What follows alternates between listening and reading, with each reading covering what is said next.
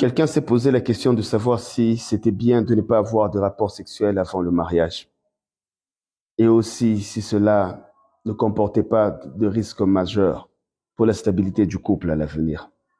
J'ai répondu en disant euh, que c'était une très bonne question, mais qui à mon goût n'était pas bien posée. Parce que la plupart de nos sociétés et la norme de la restriction que beaucoup vont prendre en compte pour juger et prendre une bonne décision, la Bible, s'il faut la citer, ne sont pas équilibrés, ni bien compris ou expliqués, ou bien encore sont un peu mal présentés. Parce que dans le contexte biblique ou dans la société traditionnelle, le temps du mariage était pris avec d'autres paramètres qui permettaient à ce que l'âge de mariage vienne tôt. Parce qu'à cette époque, c'était équilibré avec un temps du développement physique qui s'alignait bien avec le développement social.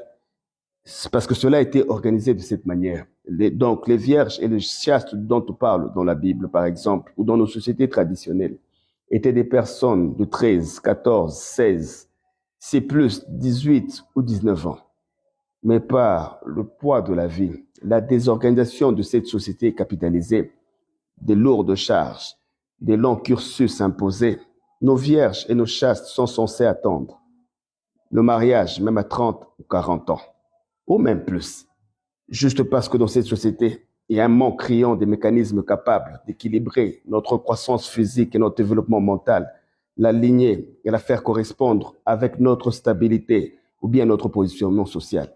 Donc nous constaterons que de ce fait, nous avons là deux contextes qui naturellement nous présentent deux réalités et sûrement deux applications ou deux conséquences directes qu'on devrait toujours prendre en compte pour juger et essayer de donner une ligne de conduite à suivre. Parce que pour avoir la même applicabilité, il faut peut-être réexpliquer les principes pour asseoir une nouvelle compréhension ou deux compréhensions proportionnelles à chaque situation.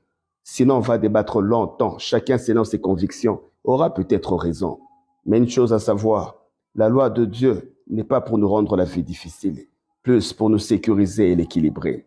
Apprends que dans chaque pratique, si on ne comprend pas les principes pour universaliser son application, elles finissent souvent par devenir un fardeau et un déséquilibre et un handicap si on n'arrive pas à la contextualiser. On peut en discuter.